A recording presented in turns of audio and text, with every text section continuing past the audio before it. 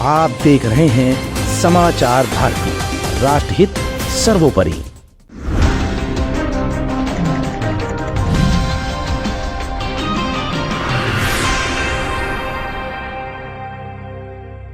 आजम खां jail जैसे ही गए वैसे ही मुस्लिम वोटों को अपने साथ शामिल करने के लिए चंद्रशेखर आजाद रावण ने रच दिया ये खेल।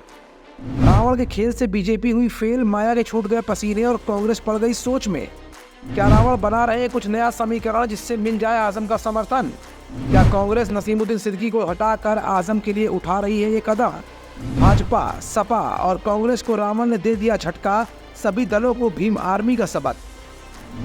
आजम खान समाजवादी पार्टी के वो नेता हैं जिन्हें अपने खुले अंदाज और बयानों के बल पर समाजवादी पार्टी उनके रसूख को हमेशा कैश करती रही है। नेताजी के कभी खास रहे और अब अखिलेश यादव के भी सबसे प्रिय नेता हैं आजम खान।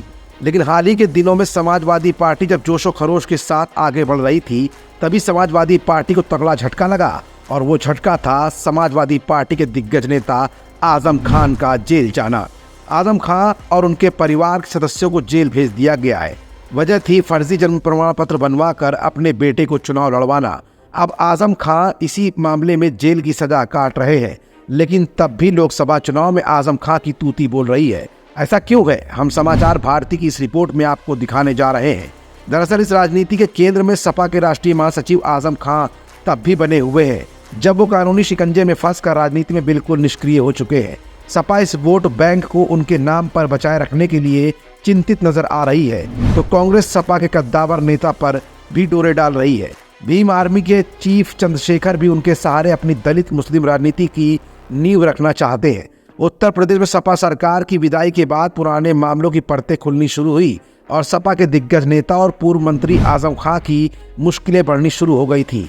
वो पत्नी, बेटे सहित पहले भी जेल जा चुके हैं और अब फिर सलाखों के पीछे हैं। उनके परिवार का कोई सदस्य अब केंद्र या प्रदेश में किसी सदन का सदस्य नहीं रह गया है। इसके बावजूद मुस्लिम राजनीति के जोड़ तोड़ अभी उनसे बहुत दूर नहीं हो पाए हैं। इसमें कोई संदेह नहीं है कि आजम खान समाजवादी पार्टी के सबसे प्रमुख मुस्लिम चेहरा रहे हैं और ये कहें कि अभी भी हैं। समाजवादी पार्टी के लिए तो आजम खान खास है ही, साथ साथ कांग्रेस भी आजम खान पर डोरे डाल रही है। अब जब आजम खान फिर से जेल गए हैं तो सपा द्वारा भाजपा पर हमलावर होना स्वाभाविक है, लेकिन कांग्रेस भी खुलकर उनके समर्थन में आ चुकी है। आजम के लिए हर लड़ाई लड़ने का बयान भी कांग्रेस के प्रदेश अध्यक्ष अजय राय ने दिया है, जबकि ये वही अजय राय है जिनकी अखिलेश यादव के साथ जुबानी जंग छिड़ी हुई है। इसी तरह भीम आर्मी के चीफ चंद्रशेखर आजाद रावण भाजपा सरकार पर षड्यंत्र के तहत जेल भेजने का आरोप लगाते हुए जल्द आजम खान से मिलने जाने की बात कह रहे हैं। माना जा रहा है कि ये सभी दल सपा के पाले से मुस्लिमों को खींचना चाहते हैं। कांग्रेस को खास तौर पर भरोसा है कि लोकसभा चुनाव में वही मुस्लिम समुदाय के लिए सपा का विकल्प बन सकती है। यहाँ आजम खान के लिए पीड़ा दिखा रही है, यहाँ कांग्रेस भी आजम खान के लिए पीड़ा दिखा रही है।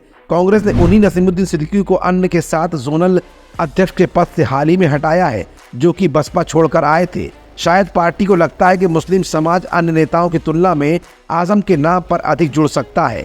यानी मतलब साफ है कि कांग्रेस ने अपने मुस्लिम चेहरे नसीमुद्दीन सिद्दीकी को दरकिनार करते हुए आजम के लिए तारीफ के पुल बांधना शुरू कर चुकी है। ऐसे में समाजवादी पार्टी के तो आजम खान पहले से ही हैं, लेकिन मुस्लिम वोट बैंक पर नजर डालते हुए भीम आर्मी के चीफ चंद्रशेखर आजाद रावण और कांग्रेस तमाम तरह से अपने अपने हथकंडे भी आजमा रही है।